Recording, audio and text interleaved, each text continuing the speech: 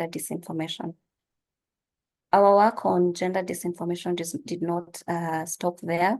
This year, we will be speaking about tackling gender disinformation in the digital age at the Digital Rights and Inclusion Forum that will be taking place in Accra, Ghana from 23rd to 25th of April. And I'm very happy that most of the members of the National Coalition on Content on Freedom of Expression and Content Moderation will be part of the panel. So why now? Why gendered and why disinformation? Disinformation and misinformation, or what has been called information disorder, is something that is going to have a big impact on freedom of expression for the next decade. And while countries are trying to grapple with misinformation and disinformation from a very abstract point of view, it has been pointed that it can have a gendered lens to it. And when I mean gendered, I mean that the people being attacked or the disinformation campaigns have a gendered aspect to them. The victims are singled out based on gendered attributes or gendered characteristics. And therefore, we cannot act and pretend that disinformation does not have a gendered lens or a gendered angle to it. This also calls for gendered responsive approaches to disinformation. And by gendered approaches, we mean a feminist perspective on technology and emerging technologies, asking tech companies to have gendered human rights, gender assessments around the technologies and how the technologies are going to affect women and minorities. It is asking governments to make sure that any laws that they pass on information or fake news laws, as they call them, do not harm or hinder the freedom of expression of even women who are human rights defenders. At Article 19, we believe that disinformation and misinformation is a very complex social problem, and it needs a very sensitive approach to it. We call for digital literacy trainings or digital literacy in interventions such as this one, so that we can deal with it as for what it is, a social problem, a problem around misogyny and patriarchal norms that are being spread and accepted as normalized and being used to counter speech or counter women from speaking. So that is all I would like to share for now. I hope that my remarks help you to understand the problem more. For those who will be attending the Digital Rights and Inclusion Forum, I look forward to interacting with you more. Thank you. Thank you so much, Angela. At least you brought out your expertise that is very valuable for this kind of discussion that you're having today. At least we've understood the issue of tackling gender information in the digital age is something that we are also, as a community, is trying to look into. Because with the digital era, there's nothing that happens that is not online. So everything is normally online. Everything is normally on social media. And I'd wish to learn more about the gender disinformation resolutions that you had in Mombasa. I think it was quite interesting. So maybe one question for you very briefly. How do you think we can better bridge the gap between communities and resources for combating disinformation? And then for the participants, please feel free to type your questions on chat. We will get to look at them and go through them. I will definitely paste the resolution on the chat once I'm done. It's on our FECOM website. But I think one of the most important things is about resource mobilization and being sustainable in our approaches to this. We understand that sometimes it's hard to get donor funding to do this type of work or to have such kinds of initiatives. Article 19 supports some of these initiatives, even from our own small grants in our own small way. And I think there is need to push donor priorities and development focus on tackling disinformation and misinformation. Again, it's about reframing the problem. I think everyone in the tech and regulatory space has different interests, and it's important to communicate those interests in a way that resonates with the people that we are trying to target. So for instance, tackling such a problem at the community level will need you to attract or network with partners who are working on feminist technology or feminist approaches to technology. You will want to get in touch with people working on freedom of expression online, for instance, such as FECOMO and UNESCO and things like that. So I think it's about reframing it and networking with the right partners who can support this work, especially at the community level. Lastly, I'd like to talk about the role of open source materials and open source education materials that are available online. We have a plethora of actually available resources that are online on misinformation, on disinformation. Article 19 has a lot of policy briefs on the legal aspects and the policy aspects around this, and which is the best approach for complying with international human rights standards. I can also talk about Atingi. Atingi is a platform that has the digital Enquirer kit, and one of the modules is on misinformation and disinformation. So we can take advantage of such open source materials to enrich our work so that we don't reinvent the wheel and only focus on what we really do not have. Thank you, Angela, for the great insights. I totally agree with you on that one. For the sake of time, we will move on. We want to hear from Joseph from DWA. He'll be sharing more insights on community media as a tool for countering disinformation. Joseph?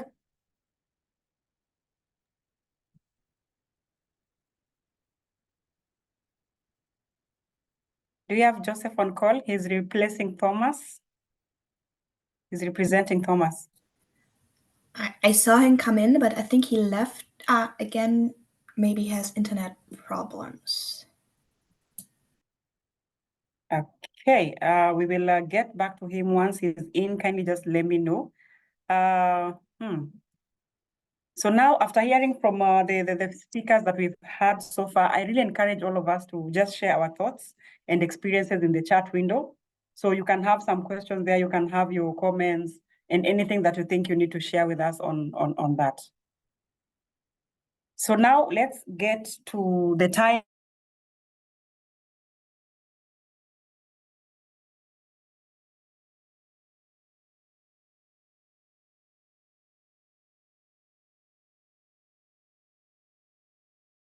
Them is a representative from a community network, and a feminist, a human rights defender.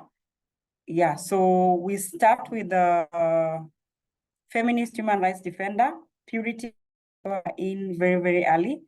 So Purity, how does gender disinformation manifest and affect your work as a grassroots human rights defender? Because I've heard a lot of what Rita shared on what Risper shared on what you've been doing on the grassroots. So from your perspective, you can just tell us how we can ensure that solutions to combat gendered disinformation are inclusive and they address the specific needs and vulnerabilities of the women and the marginalized groups. So Purity, the floor is yours. You have 5 minutes. Oh, thank you so much for this opportunity. Hope I'm clear. Everyone can hear. So this is a platform which is good from a community perspective to share some of the issues affecting the community. So gender disinformation has manifested itself in a different way from the community view, from normalization of violence in the community, either the gender GBV, either being the physical or the verbal. The community has perceived as violence as something that is normal and should be done to any person without issuing the issue of their needs. Another issue is about gender stigmatization. During the election 2022, the last election we had in Kenya, there's some women who vied in community of Kibra from the lowest position, the member of county assembly. There was an extent where a woman was almost being stripped because she's a woman, she's fighting for a political seat that belongs to the men. Being Kibra, being a party that is orange dominated, like it's male dominated, and they believe that the men at the push will take the position. An issue by extreme poverty. People who are living in poverty, who live in poverty are women, because women are the ones who do a lot of work. They're the one who take care of their kids. They're the one who do unpaid care work. a lot of discrimination, they're not given space of representation, issues about decision making. Women have been affected mostly by these things. So this one has also affected our line of work because there is a lot of issues about women not giving their like representation in advocacy. We have limited women in advocacy. Community not able to understand what is called gender-based violence, what is called not giving someone a chance to represent their voices, issue about women being branded to be a sex object in their own perspective, and not given that to dress the way they want. They believe that when you dress a cloth below you and above your knee, you are naked. They believe that the community should, a woman should dress like they perceive you. That one has also affected how women do. So from this community perspective, as a community, as a feminist organization and woman human rights defender, we believe in community solutions to come up to solution to some of the issues affecting us as women, and also not only women, but also to bring along our allies. Like there's a feminist allies. We believe also that there's men who are fighting for women's right to be heard in the community sector. So we believe there is something and should be done. It's about empowerment and also to do away or to minimize the issue of about violence. Also to do with women is financial literacy, to educate the women about their self-actualization, to educate the women about self-awareness, their ability, their strength, and also in terms of financial literacy, not only doing financial literacy about the women. Hello, am I clear? Yes, you can go on. I've just muted the person who came in and unmuted. Sorry for that. So we also believe that financial literacy is only not done in terms of bank or in terms of budgeting, savings, and investment. We also want to include women in the digital space, bring along women who can be influencers from the community sector, who can also run small businesses that can, someone in Kileleshwa can able to receive goods from Kibra, that we view things in a very different way. So we also want to bring about issues of our advocacy in the community level. Like whenever in a household in Kibra, the houses have been divided in around nyumba kumi, issues about nyumba kumi, issues of about community health providers. Those people were attached to community, to members of the community. The issues about advocacy can be a good issue to them so that they can be able to learn about the basic human rights, and also for women to also to know the possession of assets. Like women are the one working so hard, they look for money, they buy lands, but the lands are located, the names indicated in the lands are for the men. People, they believe women should not own assets. Assets are owned by men. So we also need to teach women legal services that are available there. Whenever someone wants to buy land, what are the steps? Whenever someone wants issues about property of the deceased husband or their parents, like in terms of inheritance, that one can be a platform to the women. So we also believe in power of partnership and collaboration. Like if you work with organizations that work in line with the same initiatives, like Tanda, like we believe in feminist organization, when we come together, we can be able to come up with a solution which can be addressing needs of the community. We start at home. We don't believe in whenever there is services at the point A, but the issues is affecting people at the point B, we are the people to come with a community solution to the issues that are affecting us. And we also believe one of the solutions can also be to building community movement and the issues of about sustainability of some of the projects that are there to make women feel home. And we also need that there's a need of more creation of awareness about gender disinformation in the community sector, so that to bring up the issues to educate the community about disinformation, malinformation, disinformation, so that the community can be able to understand in terms how to engage in social media, how to engage in their household, and also to localize this conversation to the doorstep within the community. That one can also be a good solution to this. And above all, we believe in when someone mentally is affected, the impact of the work becomes low. So when women are affected in terms of their household, in their daily life, in terms of their production, they become low.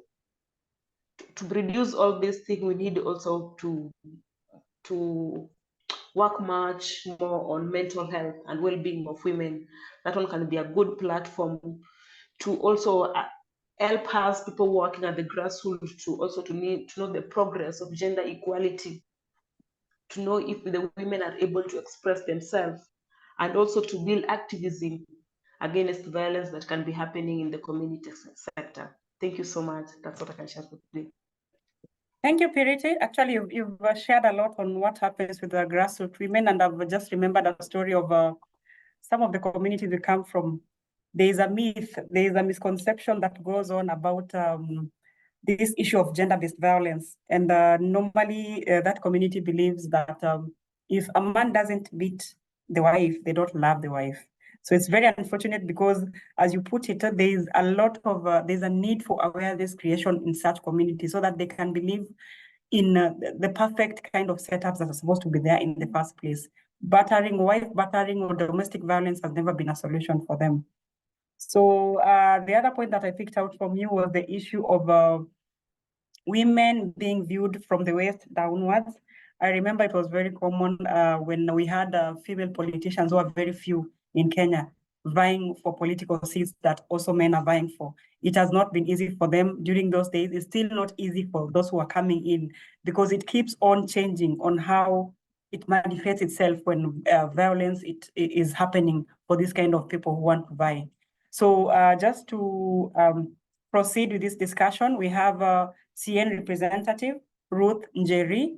We've heard about the challenges of gender disinformation at the community level.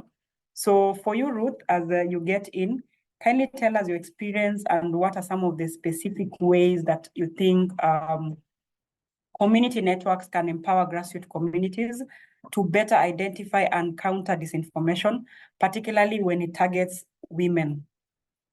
Ruth, if you're in. Yes, I'm in. Am I audible? Yes. Yeah. Okay, thank you. So let me just introduce myself. My name is Ruth Njeri.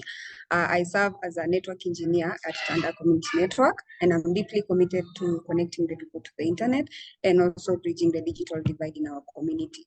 This means that I'm very technically involved. So the issue of gender information really touches me because I am in a very, very male-dominated workspace. Beyond my technical role, also, I actively engage in capacity building and training initiatives for various community stakeholders, such as women groups, TVETs, human rights defender groups, and also I do documentation of work that we have done as Tanda Community Network. So going to the question, community networks can empower grassroots communities to better identify and counter disinformation, particularly when it targets women. And this requires a multifaceted approach.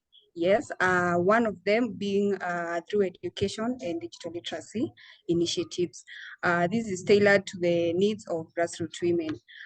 This is to equip women with tools that they may need to discern credible information from misinformation.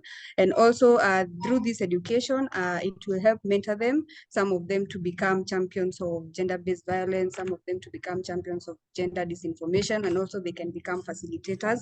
Once these trainings are done to them, they can go and train other people in other communities. So as a community network, we just champion and support also human rights defenders that are doing this kind of work, and we train them more on what is in the digital space, what kind of social media platforms are there, and how does gender information manifest in these platforms.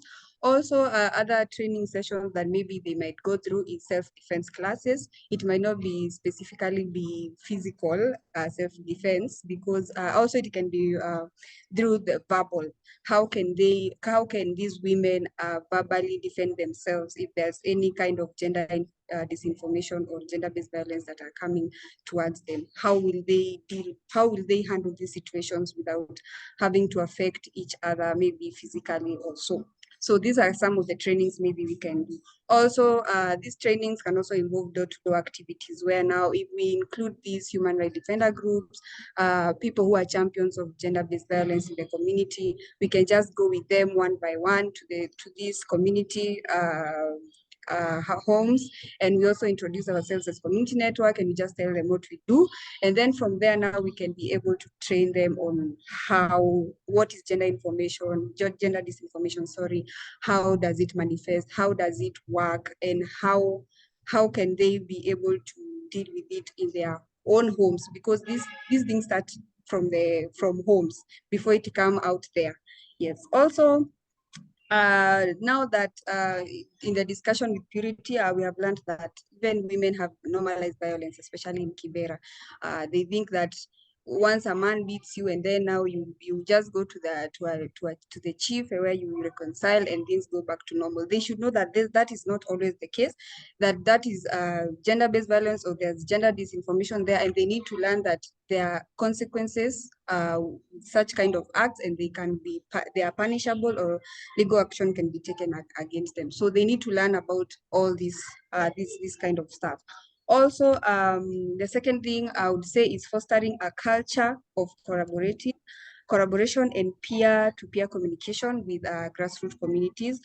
This will enable women to share reliable information, such as GBV hotlines. Maybe some of them do not know that there are hotlines to this. There are services that they can get out of maybe somebody has been harassed either online. There are hotlines. There are also web platforms where they can log in and report these cases, especially for Communication Authority of Kenya. So as community networks, we can also collaborate with the government to help these women in the grassroots communities know that there are platforms out there where they can be able to reach, to voice to have their voices out there, and also report these kind of cases, and they know that there's a legal law which is followed and action can be taken. Yes, also there are healthcare hotlines. For example, if this kind of harassment has led to physical harm, they need to know that there are healthcare hotlines out there, which we can also share with them.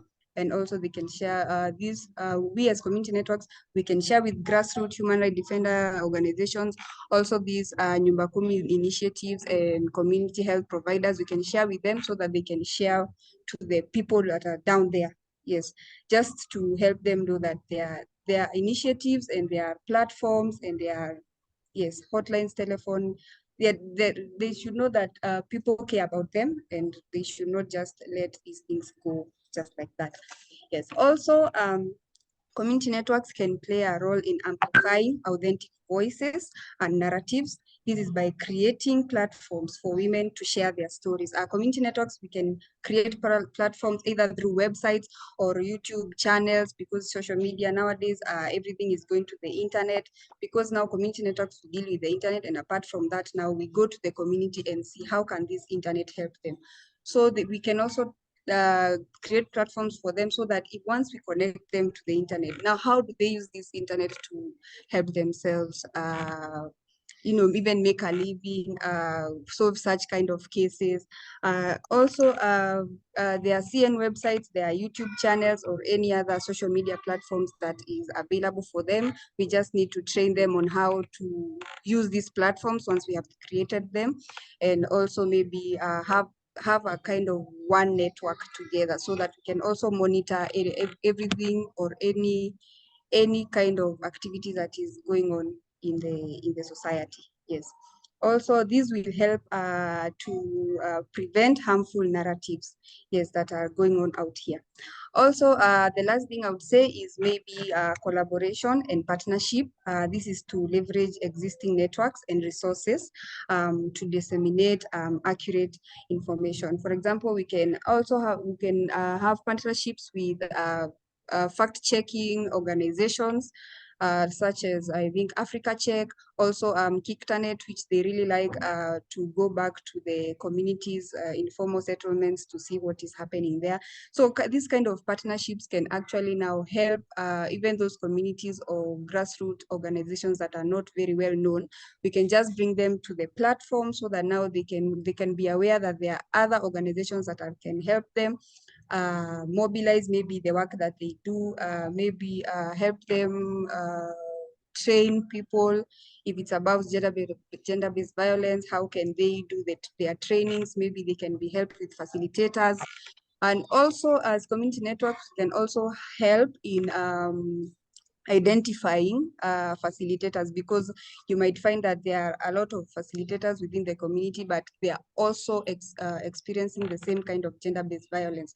So we can also help them in mapping out those facilitators who are actually against such kind of behavior, gender disinformation, and this will help them now be able to share out what they know to these other people at their grassroots level. Yeah, I think that's what I would say. Thank you.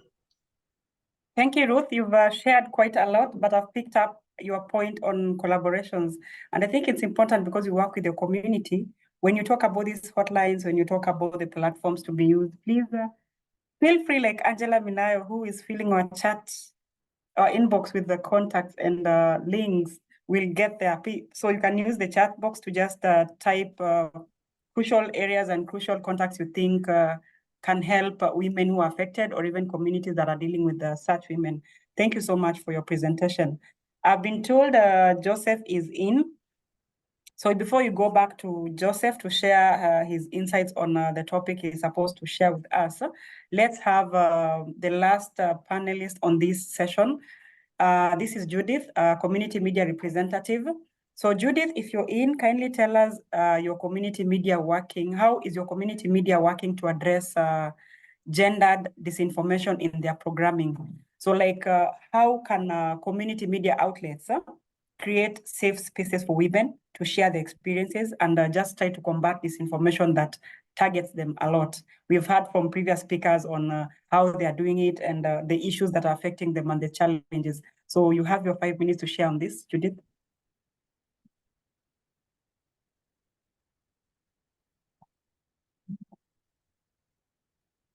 Judith, are you on call? If you're able to hear us, kindly unmute. Yes. Can you hear me? Yes, we can hear you. Hello. Okay. So what I was saying is,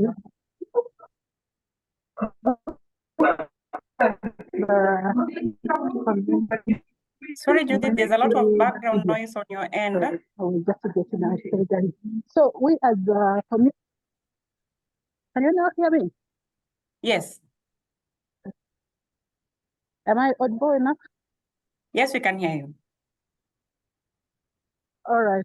So as we were, okay, mine is to talk about the voice from the community, as a community radio, as a community media.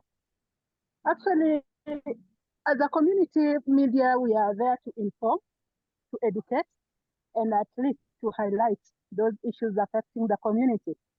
And as to my understanding is that when we are doing this kind of stories, we make sure at least we look into ethics that guides us in doing this kind of stories, mostly on women and human rights issues that affect the community. So as Ghetto Radio, because that's the radio I represent, we are basically into slums, and we highlight mostly on issues affecting the society and the community. So to my take, I feel like we are so much into highlighting the issues affecting the community in human rights angle, and we bring live experience, unique, representative, whereby they need to at least to speak out their issues and also to get to the ground to understand what is affecting the community. And if it is affecting the community, how are we going to enlarge the issue to make sure at least we come to a same level with the community, because we as a radio station, we are there to make sure at least we are the voice of those who can be heard. So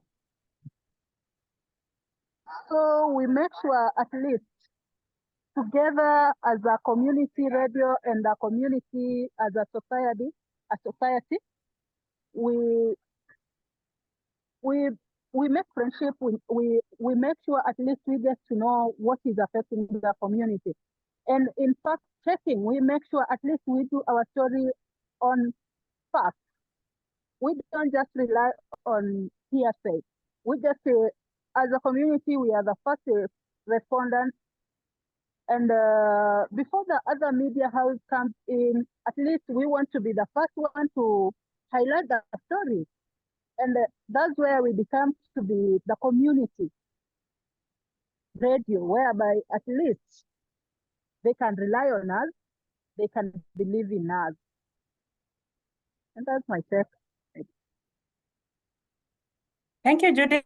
That was short and sweet. I've just remembered how we keep on saying that radio is a very powerful tool when it comes to disseminating information. And it is true to that word to the last minute, because you remember for those who are in Africa, and I'm sure even for those who are in the global arena, you know what happened in Rwanda. Radio was one of the tools that was used to cause a lot of conflict and a lot of bloodshed in Rwanda. So we know your community plays as a tool. So before I open the floor for questions and comments, which I am sure there are plenty on the chat, we need to just keep them coming, and you can feel free to type your questions to any of the panelists that have already discussed. Let's go back to Joseph. I don't know, Joseph, if you're able to hear me.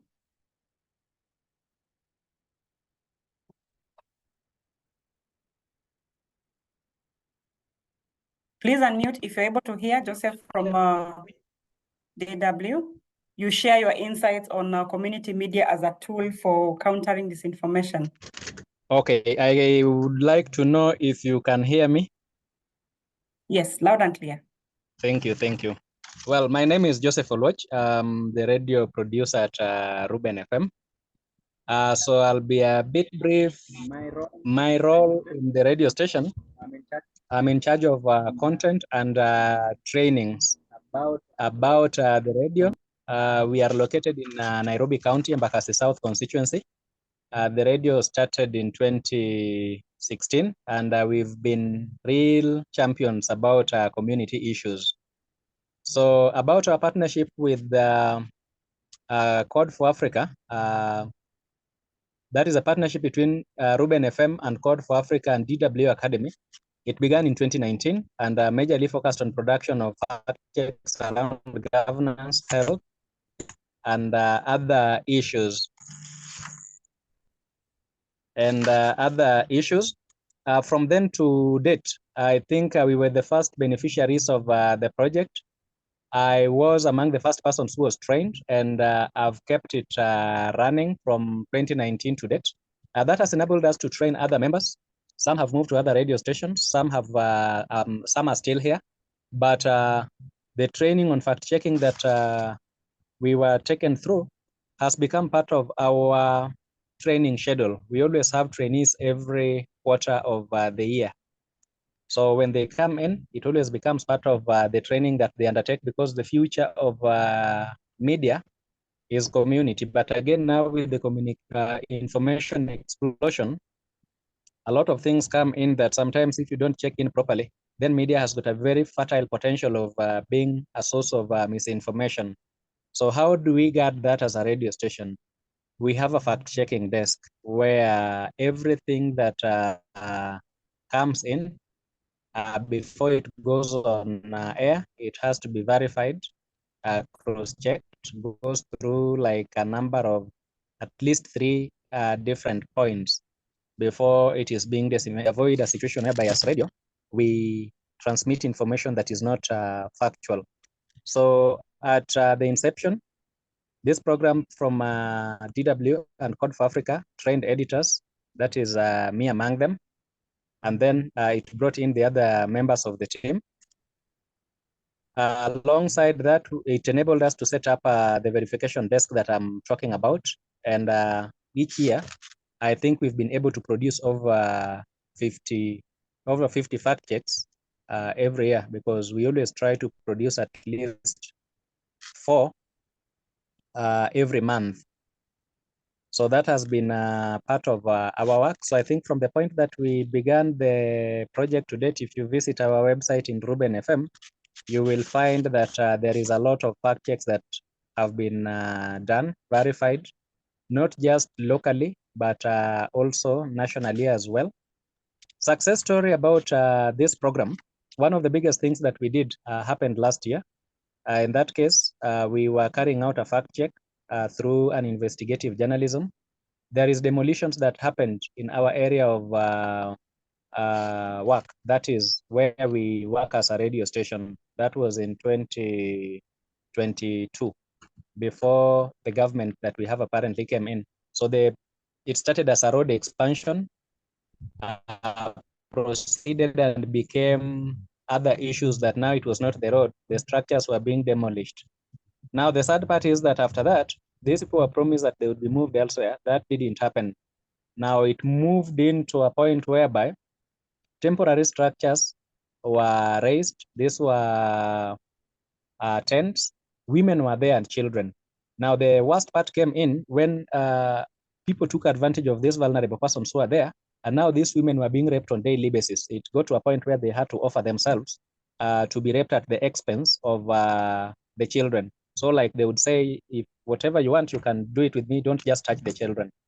So we followed up on this story, got the people who are concerned, the women that is. We raised the issue, brought in the human rights people. Aside from that, we involved the government at the local level, that is the MCA. The issue was discussed in Nairobi County.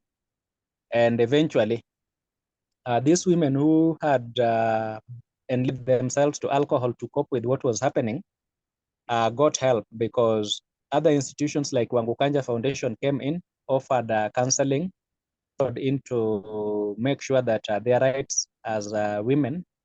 The Wangukanja Foundation deals with sexual gender-based violence or rights of people who have been through that. So in coming in, that is a success story on our end, because once the story was highlighted, everybody took notice of it. The women were moved. Some of the survivors came out much later. Their children got adoption, they got jobs to do, and eventually moved out of those structures. That is one thing that we considered as a very big success as regarding to the training we got, and the fact-finding, fact-checking project. Now, in going forward, if this project is to be so beneficial, especially it needs to reach to other community media stations. And if that happens, it will help the community radios to setting up verification desks, because there is new media. Yes, people consume information from new media, but still people cross-check with the traditional media, which is radio or newspaper. That is why we cannot afford to put our feet in the wrong place by not being that final part whereby we can demystify misinformation. The other bit in which these other media outlets can be helped in is in capacity building for key content producers or generators, be it their social media persons who are generating content, the producers, the presenters, and even the field reporters, so that they can be able to verify what is factual from what is not factual. I think that brings me to the end of my presentation. I'm very grateful. Thank you. Thank you so much, Joseph. Wow, that was powerful. I love the nice ending, the good ending to a sad story. That was a good one, and it shows the power of fact-checking in community-based organizations, especially for the radio. You're doing a good job. Keep it up. I knew Ruben FM through a colleague of mine in another circle called Muteti. He left for a program in DW, but he used to talk a lot and was very passionate about what Ruben FM is doing. So you're doing a great job. But before you go, I think you tried to address that a bit, but I just have one question for you. What do you think community media outlets, how can they be better equipped to counter misinformation and promote reliable information access? I know you've talked about capacity building, you've talked about being helped to set up verification desks. I don't know, maybe if you have any other point that you need to add on that one, being better equipped to counter that. In regards to that, I've been saying, and I would still say it here, before, I've been through a lot of trainings in regards to fact-checking. Fact-checking, from where I see it, is the future.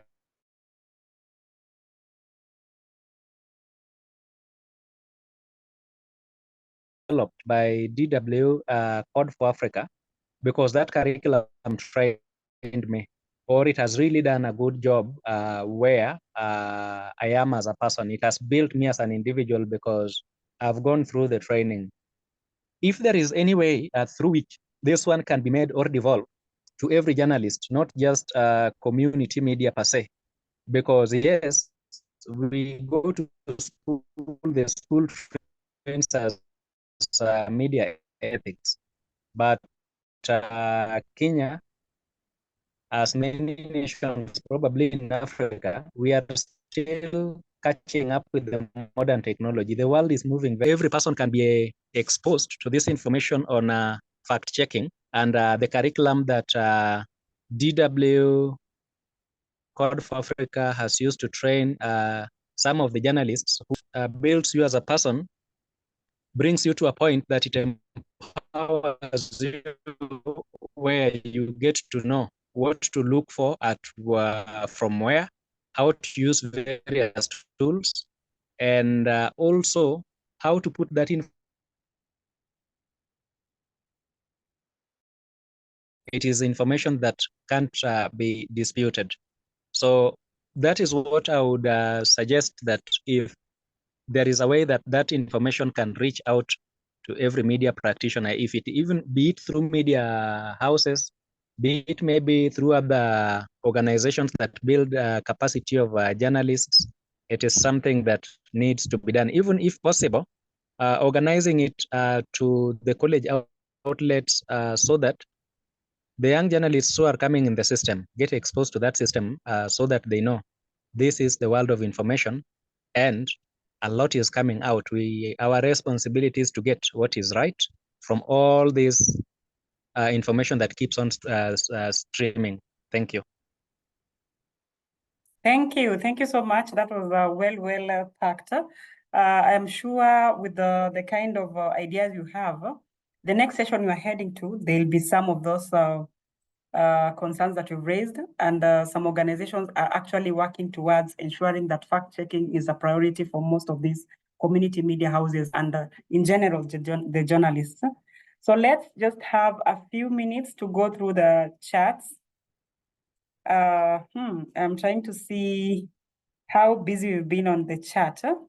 So Angela has been posting some of this, some of the links that can help us. I'm seeing there's one.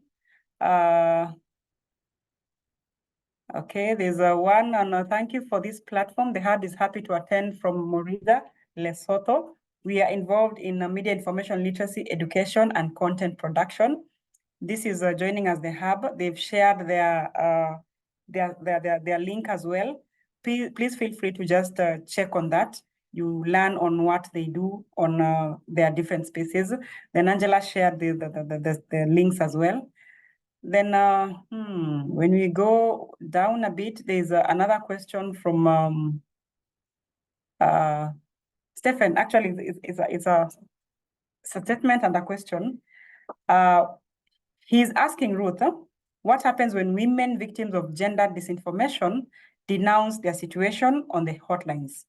Can you speak a little more about this? How is the problem addressed then, and how are responsibilities hold to account, let's say the I think authorities.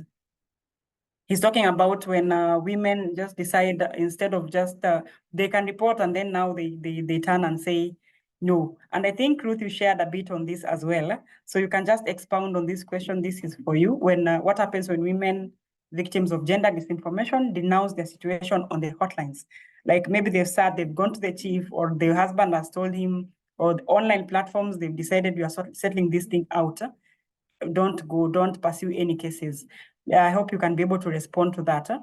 There's another one. Okay, I think there's a response here from Purity Atieno. She says hotlines act as linkages to women for purposes of rescues, linkages of legal services, and contacted persons within the areas for immediate and referral for safe houses in the community help. The hotline is free of charge, and it has helped to map out hotspot areas. So Ruth, I think you want to go on that one? Yes, let me just answer that. I would say, first of all, it's usually a very brave initiative for somebody to go all the way to the hotlines. But of course, it initiates a crucial process that is aimed now at addressing that issue. So firstly, it's usually upon receiving now the hotline operators, they typically offer immediate support and guidance to the victim, maybe ensuring their safety and well-being. This may involve maybe providing emotional support or maybe referring them to a relevant service or resources and explaining their legal rights and options. Also, the hotline staff also can often begin an investigation into the reported incident of gender disinformation. This may involve maybe gathering evidence, conducting interviews with the victim, and if there are any witnesses around, and also now analyzing the channels, dissemination channels are used to spread the false information.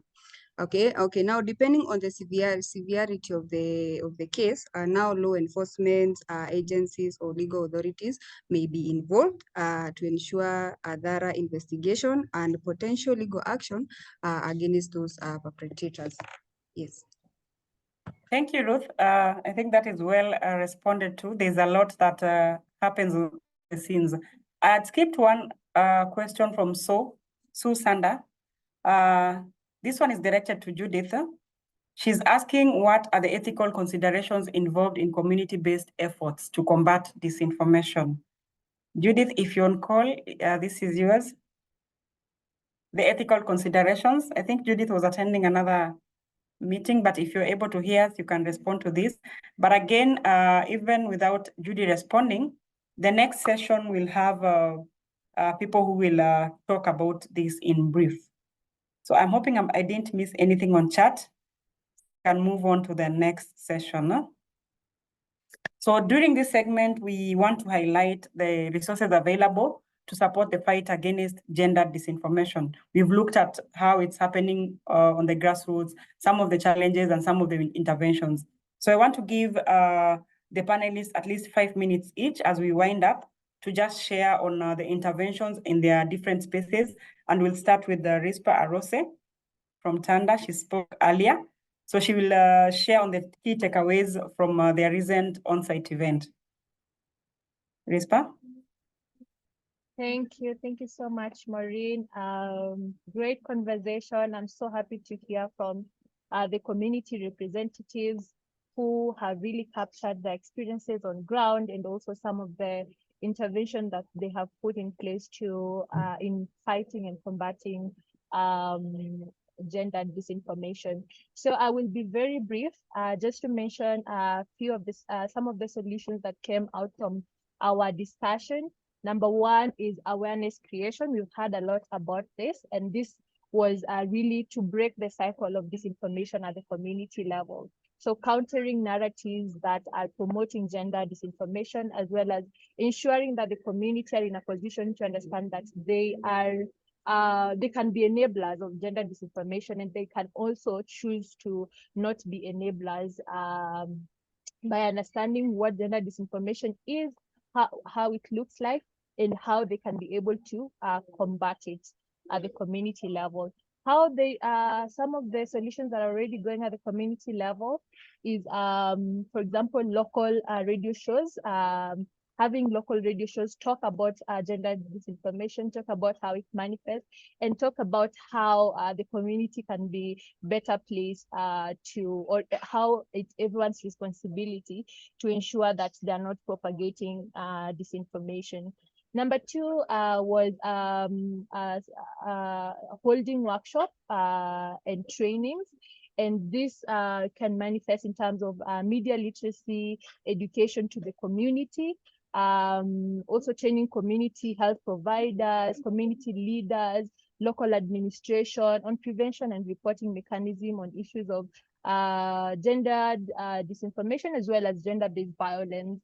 And then capacity building for community leaders, as I mentioned, media literacy for youths, and just workshops like the ones we did with the different stakeholders who are better placed to speak about gender disinformation.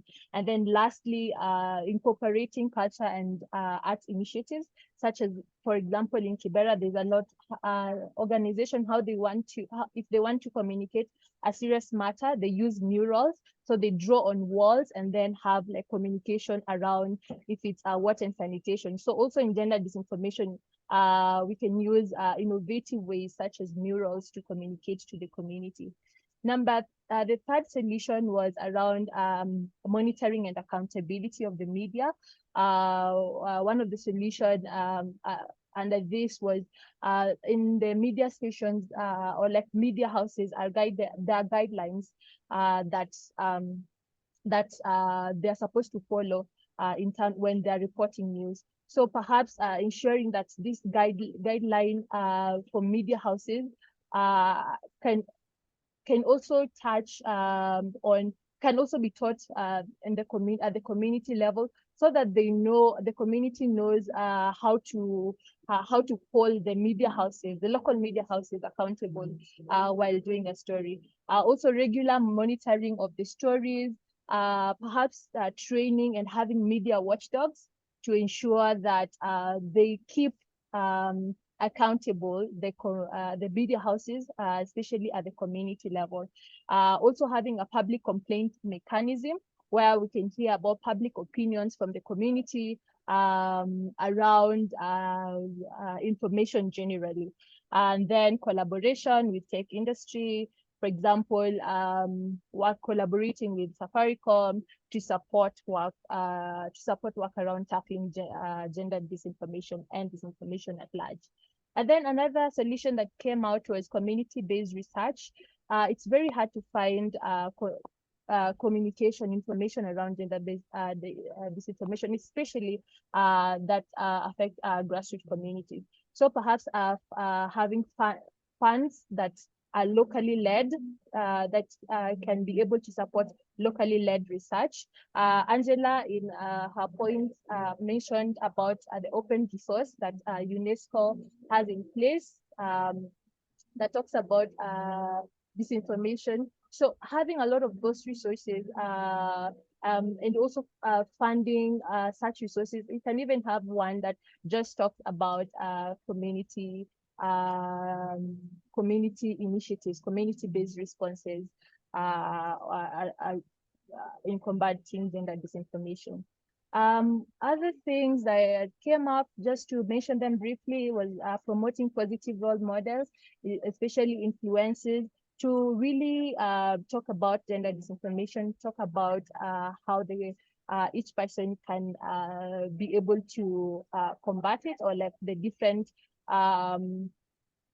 solutions that exist that the community can utilize. Yes, so the rest have been mentioned. The last one is collaboration, which is very key.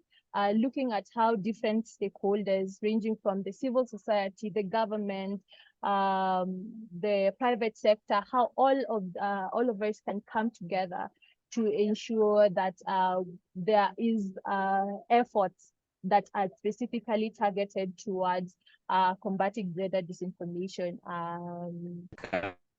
for communities. I'll quickly go on some of the next steps that came from our workshops. Number one is from all this conversation, starting from the workshop that we had, the physical workshop that we've done with the community, and up to this webinar, we'll produce a report that will be touching on the key areas of gender disinformation that came from our discussion. And then also another thing that came out is we were having this conversation with trainers of trainers. So any representative from community network, from community media, from human rights defender is someone who has a level of respect of the community and can be able to train their communities. So we are looking to see replication of this conversation to the different communities that they now serve at the community level. And also now another next step is sharing resources amongst ourselves.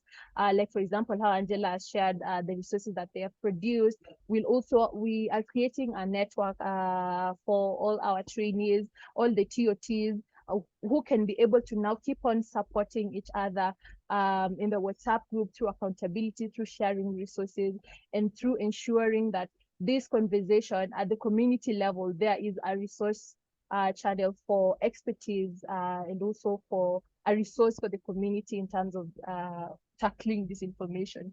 And the last thing is we are exploring to do radio talk shows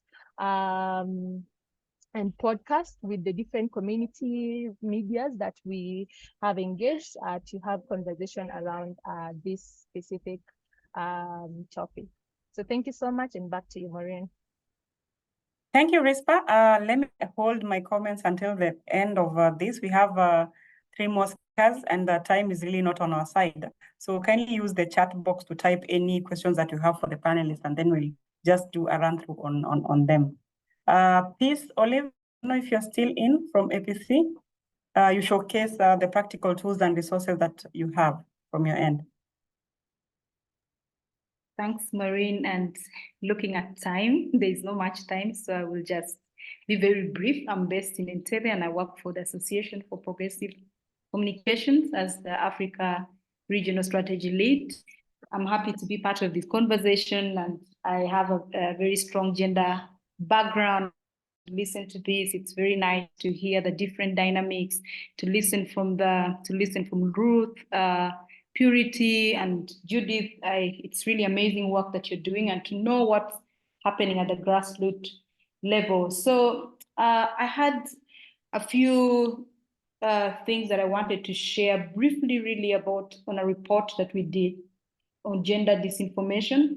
And APC has been working very much, focusing on differentiating what gender disinformation is, from tech-facilitated gender-based violence, from hate speech, and also characterizing it, because it needs that. And we've been having a lot of engagements, a lot of research. As Risper has mentioned, research is very important when we talk about countering gender disinformation. And also having policy engagements. We've had different engagement in different regions, and involving also the UN Special Rapporteur on the promotion and protection of rights of freedom of expression. So, and we welcome actually the report that the UN Special Rapporteur on freedom of expression made at the UN, at the Human Rights Council. I think it was the 47th session. And this report, the Special Rapporteur acknowledged, gender disinformation. It's very important to have gender disinformation acknowledged and recognition that, yes, it is happening, and without us also mixing it up. And so I thought maybe I should just mention this. In our findings in regards to characterizing gender disinformation and differentiating it, when it came to the people that are targeted, the more someone is visible, the more someone is outspoken, the more they get attacked. And then also the women politicians, just like you've also mentioned, journalists, the women human rights defendants. These are really people that are, different communities, different countries. These are still people that are vulnerable to gender disinformation. And when we look at the perpetrators, usually, and when we talk about perpetrators. And they are not only looking at gaining finances. Yes, finances is usually their thing, or having a political gain, but looking at, you know, that is they look at, of course, the political gain, especially for when they're taking a woman politician, they want to see that she does not go through, but also the financial bit is usually something that they look at. And then when we see the drive, you know, usually the drive is to threaten democracy, you know, and of course impact elections if it's around election times, but still also bit, and the ideology is usually the long-term gain that they're looking at. And then definitely their goal is to discourage, you know, and to manipulate the information ecosystem. It's really done willingly, it's really planned, it's really coordinated. And sometimes we see it coming, you know, from state, non-state actors, and also the women themselves. Even if the targets are usually women, does not mean women are not perpetrators. Also, there are women that are perpetrating and this. And most of these come also in a sexual way, sexualized. And especially in Africa, where we see that culture, religion, you know, our morals, you know, moving away from the laws, usually when we look at the morals, they target women's perception, women's family life, and especially, and when we see families that, when we see societies or places that women freedom of expression is constrained, we also see an increase really of gender disinformation. So I thought I should just mention that. And a lot has been already said in regards to what could be done. I will not repeat them, but I want to say that how states have been responding to this. It means that we have to really engage the state. We have to engage governments in this conversation. Like you all mentioned, that we need collaborations, we need a multi-stakeholders kind of engagement, not leaving anybody out. Like in this meeting, I don't think we have government entities here, yet we need them, because we need to make sure that the policies change. We need to make sure that our policies, our laws, the legal frameworks are recognizing that gender disinformation is happening, and women are facing gender disinformation. It is affecting them. It's affecting young people who want to aspire, who have political aspiration. It affects women in politics. It affects their work. We've all mentioned this, and I don't want to continue to say that. So we need to have the government in check. We need to have conversations with them, because we see that their responses have been to restrict, you know, as a response to gender disinformation or disinformation, misinformation. It has, as they try to regulate it, they've ended up restricting freedom of expression. And that's not something we want. We want to ensure that our freedom of expression is not restricted. We want to ensure that we're still able to associate. We are still able to do our work. We're still able to use the internet. We're still able to communicate. And so we need to engage them because of that. We also need to engage platform owners, because reports have shown us that gender disinformation happens a lot on social media platform or digital platform. We need to engage them, because there are a couple of things that are definitely not well. In our report, what also came out was that most of the solutions that these platform owners develop are gender blind, and also some of the content moderation practices still have limitations. You know, they are not very much on gender disinformation, and then it needs to have different contexts. When we talk about gender disinformation, as someone from Uganda, someone from Kenya, someone from, you know, they're all different, the manifestations. So these platforms need to be aware of that. So we need to have engagements with them. We need to share, especially, you know, like this conversation is very, very candid. That and we need to share with them. We need to let them know. So also we know that, again, talking about platforms, exploitation of personal data, and you know, that is how they pick on you, and then they start to know, okay, she's a politician, she's interested in this, she's a journalist, she's a human rights defender. She's been pushing this law. She's been pushing this policy, and then they start to know you more, and they are collecting your personal data, and that's how data breaches are happening. That's how your personal data is going out, and the perpetrators are using this to target you. So that's something that is very important, the issue about data and the exploitation of personal data. So we need to think about really just 1 minute or two. We need to think about the early warning systems that we have in place. We need to think about the social media monitoring that already was mentioned, supporting survivor targets. They need to be supported. We need to strengthen them. And it should not end there. It needs to continue. I know that you have trainers of trainees. So this is a very good and sustainable way to ensure that more people get that. I think Joseph mentioned some training that he got and is very proud of, and it has empowered him. How about other journalists having that?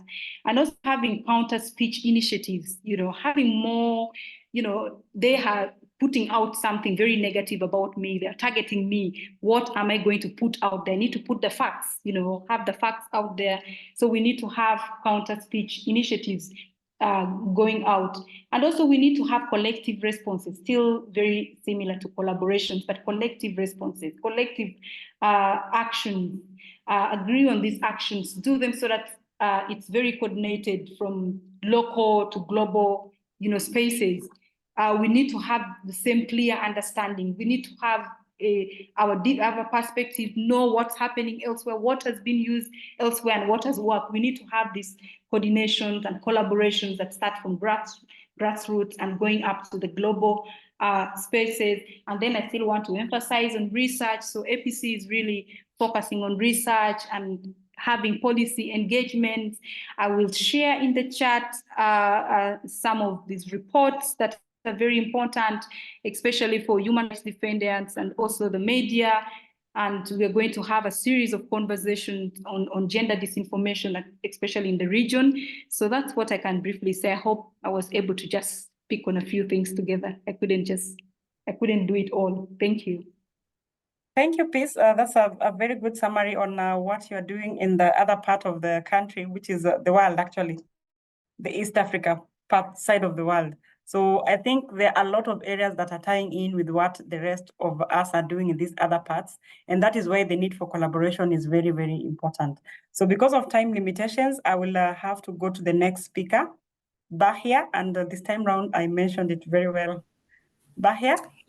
Very, very well. Thank you. I also try to keep it short with regards on the time, but we wanted to share something from DW Akademie. So we have a lot of projects on the disinformation, and I think today we got also the input there. So there's so much out there. Let me just so much out there. So the idea was to bring all the information a bit together. So it's not necessarily only on gender disinformation, but it's for disinformation. We build a repository for disinformation where I would like to really shortly show you a sneak preview, because it's not officially published yet, but it will be published around World Press Freedom Day in 2 weeks in May. So let me see if I can share my screen with quickly, and you can have the first peek. And I will go through it in a minute or two, and then give to the last speaker. But what I would like to share is, I think something you can see here is we try to cluster disinformation a bit and like give videos with experts, with community experts, and go through it and start maybe with definition and concepts, because we have there's so much out there. We already had today disinformation, misinformation, malinformation. So we kind of looked, okay, what is this, and have like the side at the beginning as well, that also Peace mentioned. We have Claire Wardle here, who's kind of coined this word of disinformation and who gives an input. We try to have a lot of videos to make it more interactive, that you can look into, or not only read into the information, but also have videos about it. We have tips on how to get funding for disinformation interventions, especially in the Global South. But we also have a lot of, I think you also mentioned fact-checking a lot. We have a lot of inputs from fact-checking. How can you tackle misinformation? How can you focus on certain communities with fact-checking? We also go a bit on the structural side here with Justin Arenstein from Code for Africa, who says it's more like disinformation is also a structural program. We called it Organized Crime Issues, but we go through all the topics. You can kind of see that we look into communities, that we look into elections in West Africa, but also go to Asia.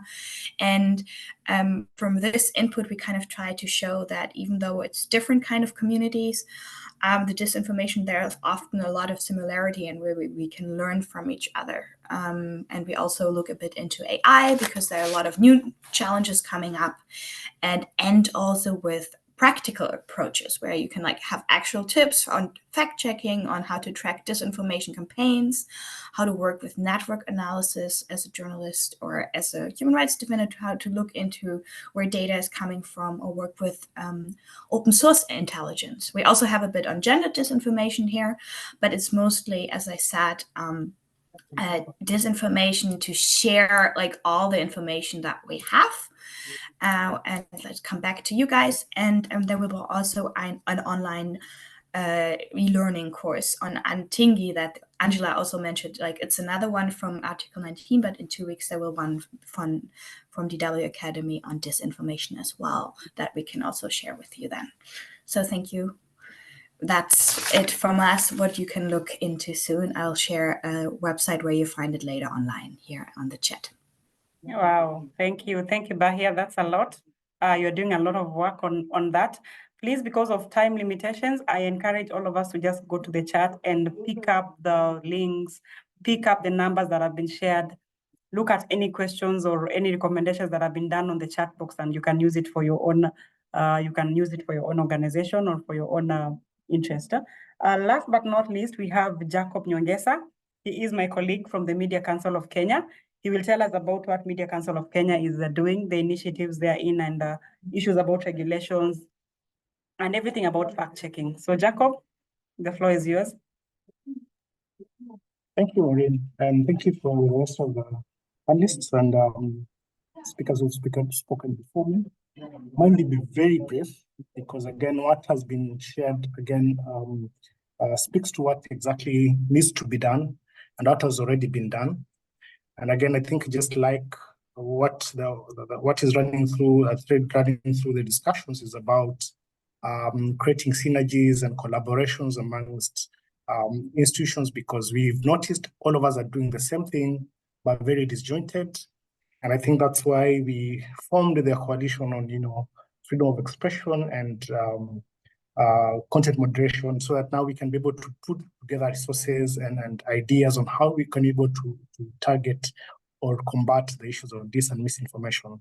And again, on the issues of gendered disinformation, I think it's very critical just to know what we're doing. At the Media Council of Kenya, we are a media regulator. I had someone say that the government is not involved, but government is here.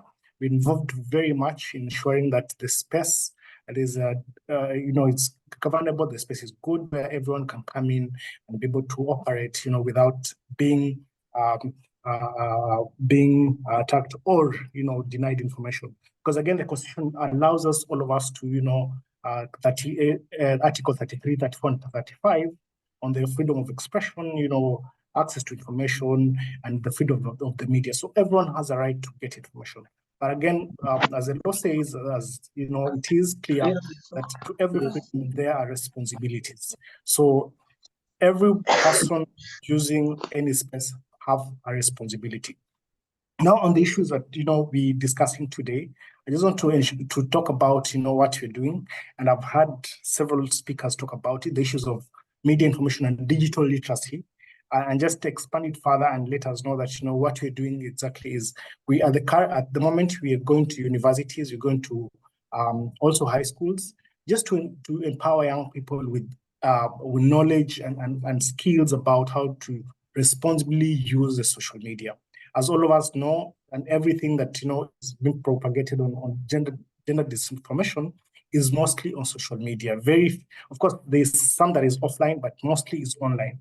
And the beauty of it is that, if we empower our young people to be able to look at it, progressively and understand that, when I have my phone, I have data, then I have a responsibility to ensure that every content I'm sharing is credible information and is information that is, verified, and that is it. And again, we're working with universities and just journalism schools, just helping them to look at, also the issues of, responsible use of social media.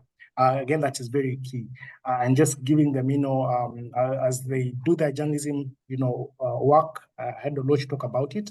As they do their journalism studies, they also need to understand that the space is changing, because the way the curriculum in university is designed is just for giving you knowledge about the general journalism. But now this is very specific. We have sessions with them, sensitize them on the importance of using responsible use of social media.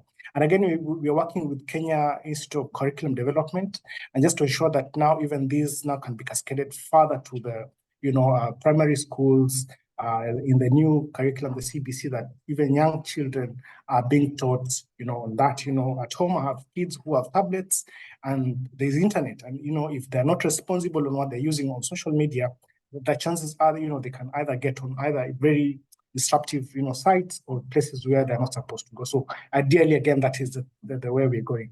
And just to re-emphasize again, I think all of us working together, looking at our strengths, I've had very good discussions and very good, output that is coming out of this forum, and just looking at what are the things that we can do together.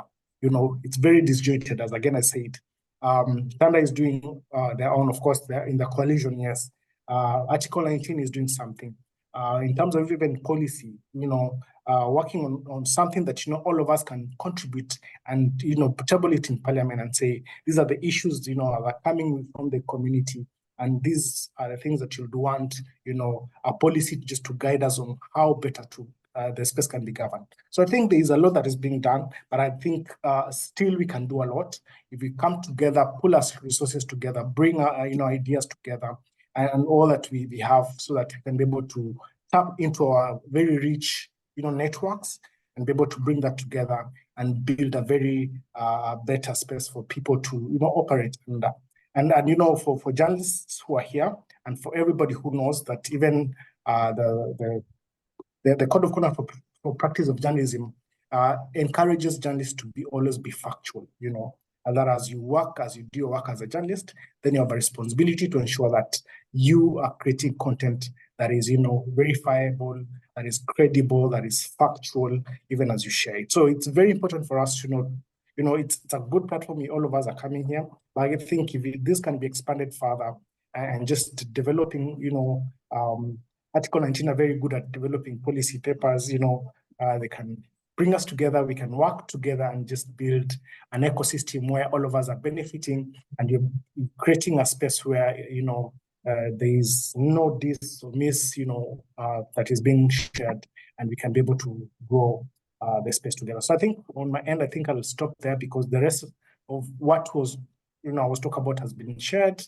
and just encouraging us that we can put our energies together, synergies together, and create a place where young people, women, men in the community can be able to come together and do that. And also we have a fact-checking, in the last elections in 2022, we did come up with, of course, in partnership with the UNDP, we developed an verified platform where we pick content, that is harmful or is misleading, and we take it through the processes of the fact checking, and then we share it on our Media Observer website. That's Twitter's handle, and also on our Facebook page, and just in a small way to build that ecosystem, where people can, visit and see, that yes, this happened, but again, it's not true, or it happened, but it's misleading. And we do that on a daily basis. Had Oloch say that they do that on a monthly basis. On a daily basis, either we'll do one or two, incidences that we are finding on social media, and we just do the thorough work of doing the background check, verifying that content, and then sharing it with our, stakeholders, mostly, on Twitter and Facebook. And I think, that's, again, if all of us can benefit from it. If you want, I'll still share the link on the chat so that all of us can be following, the hashtag that we use. We tag other, fact-checking organizations like Africa Check, Medan, and every other, places where people are involved in doing fact checking. So I think as a contribution, and someone again asked about the issues of where people can report when they have issues. At the Media Council of Kenya, we have a comprehensive commission. If there's anything picked from the media that you feel is not right, then there's that provision for you to come and report, and there'll be adjudication on that matter, and you can get that issue resolved amicably without going to the courts. So if the media has misreported or they have something that is not right, then there's that provision for you to come on board and report that to us so that you can take action against that media house, or they'll either do a retraction of that content, or give an apology, or they'll get fined depending on the gravity of the issue. So I think more than that, I think that's what we're doing on our end. And I think there's still more that we're doing just to ensure that the space, we have a democratic space where everyone can enjoy the freedoms as enshrined in the Constitution and other laws globally. Thank you so much. Thank you, Jacob Nyongesa. I normally call you Mwengo for obvious reasons. You've done justice to your presentation, and I would not wish to add anything on that. Actually, I was tempted when some of these points were being laid down by Risper and the other speakers, and they mentioned something that I felt I should answer in my capacity as Media Council. I restrained myself because I knew Jacob would do justice to that. Thank you so much. And because I have 3 minutes to just do a summary, I kindly request you guys to accept that I donate the 3 minutes to Mirasi. Mirasi, you need to talk about Colmena. Please be very, very brief because we are running late. If you're on, Mirasi, just wind it up for us and then we finish up. Yeah, thank you, Maureen. My name is Melkizedek Mirasi, as Maureen has called me, so that's my second name. I work for Colmena. So Colmena is it's an open source, free and open source digital media toolbox that is meant for media organizations, community media organizations to organize and produce their content. I've been working with the project since 2019, and the tool has been, since then, the tool has come a long way, and at least we now have a product that we can showcase, and the tool that the community media organizations have been using to produce their content. For example, Pwani FM, from where the region that Maureen works from, has been using the tool to create or to produce their audio content using the tool. Yeah, and also Risper talked about misrepresentation in the media as one of the manifestations of gender disinformation in the society. So media provides a very vital lens to which people see their community or view their community, and also assess the progress of their community or their society. And that can be seen through how how the media has been used to sway elections in different parts of the world, or how the media has been used to showcase some of the progresses that the human civilization has made over the past few years. Yeah, so media basically is the third eye, and so that it's really, really important for us, even when we are talking about gender disinformation, how the media gets involved.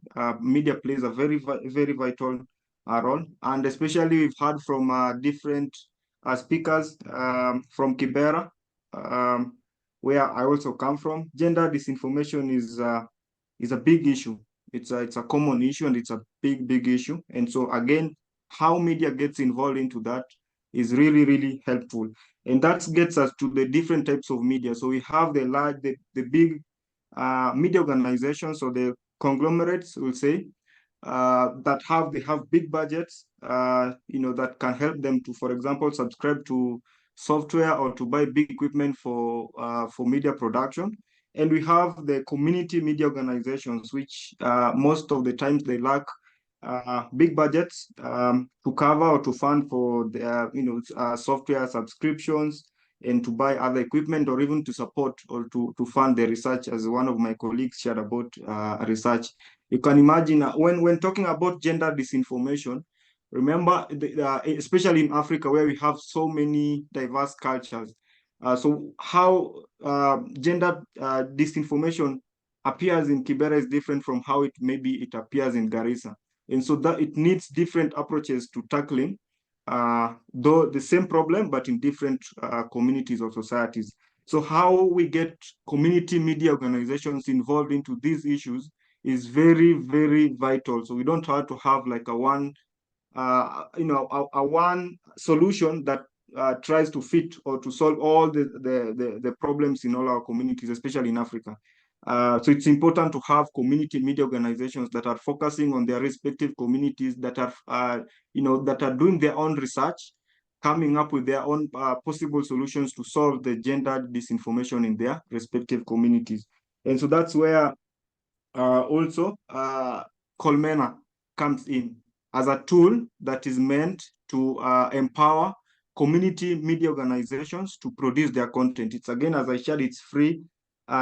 It's free and open source, meaning you don't have to subscribe or to buy any, to buy anything to use the tool.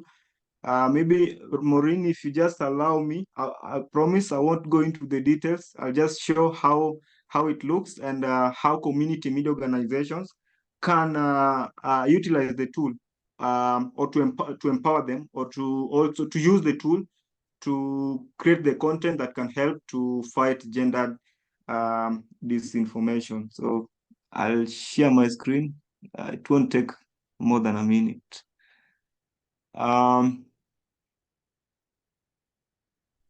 So I hope you can see my screen.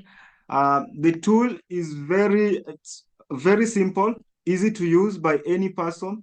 And the tool works in areas. It's optimized to work in areas of low connectivity, as Kenya or many parts of Africa. The broadband is still an issue. And also, the tool focuses on the tool works very, very well on mobile phones. So we focus on the mobile first approach, because we know majority of the media organizations find it easier to go to the field to fetch for information using their phone. So the tool works very, very well for phones. And the one that I'm using, of course, so it's the progressive web app version of it that I'm going to demonstrate. So the tool, as I said, it's meant to enable organizations to organize and to produce their content. So we have under the teams, for example, this is where you find your media organization. For example, as an example here is Tanda. And as Tanda, you can see like a chart where you can develop your ideas, start developing your projects. For example, here is my colleague Vivienne, my colleagues Vivienne and Neto, plus myself, discussing how probably coming up with an audio program, a podcast episode on the solar eclipse that we recently just experienced. So this is the collaboration aspect of the tool, and it's the same tool you can use once you've come up with a project. You can access both our recorder and the editor. So the recorder, basically, it's a very minimalistic interface that users can use to record their audios just by a click of a button. You see recording is ongoing. You can immediately end your recording. Switching to the recorder is just by a click of a button. So just by clicking here, you access you are now on the editor. And then you can see the various tools that media organizations can use to edit and to distribute their content just by a few clicks.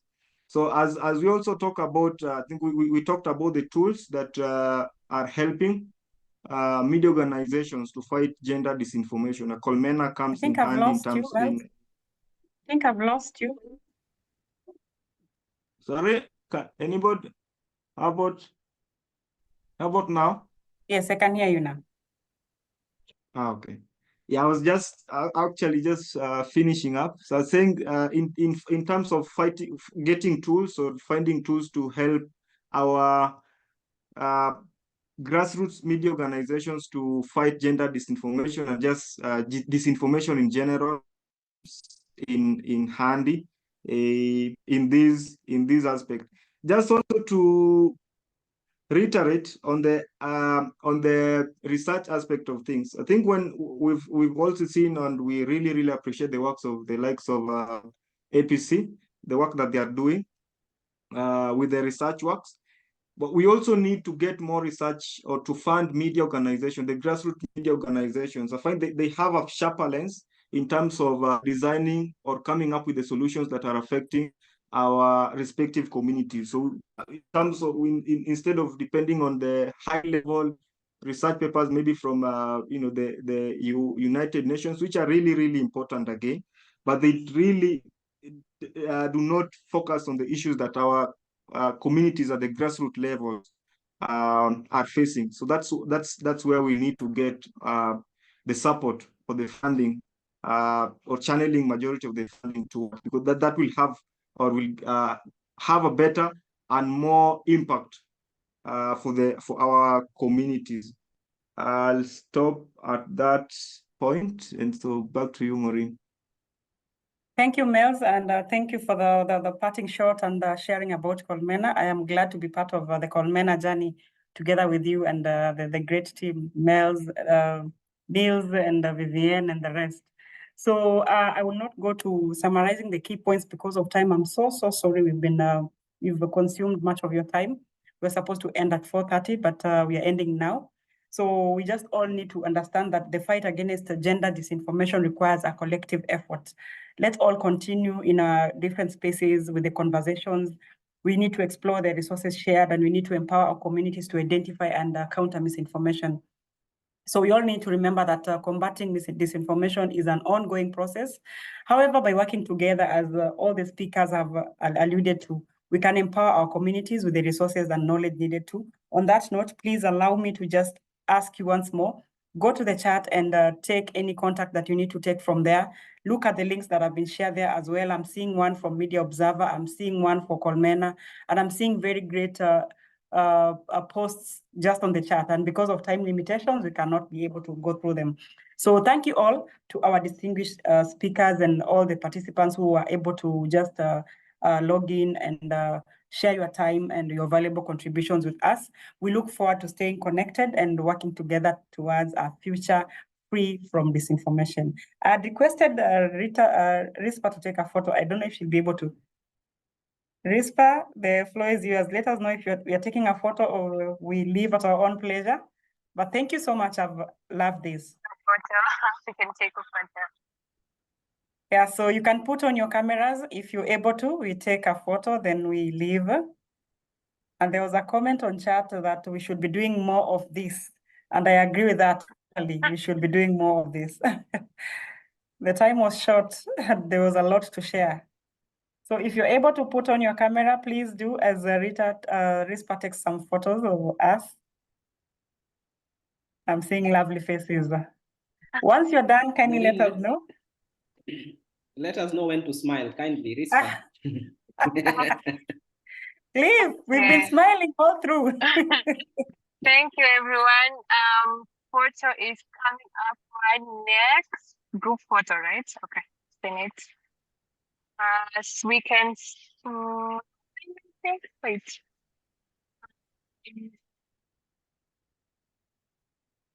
Sorry, just give me a minute. All the okay. slides. I'm scrolling to see all the faces. Clemens, okay. Nice to see you. Nice to see you too. You are mentioned here by Mels about the Colmena project. She works at Pani FM. Yeah, sorry. We are glad you are the pioneers. Yeah. Sorry a bit. I am seeing your screen, Maureen, so I don't know how to get to see everyone's faces. Niels, okay, great. Someone is taking the group photo. So Stephen, perhaps you can let us know when to smile and then we take another one. Okay, so Thank Keep, you. get prepared. Lifesaver. 3, 2, 1, and go. Okay. Thank you so you. much. Yeah. Thank you so much. Maureen. Have a nice Thank you so evening. Have a much. nice afternoon from wherever you are. Have a nice day. Bye, everyone. Thank you and bye-bye. Bye. Bye. Have a good day. Bye. Bye. Bye. Bye.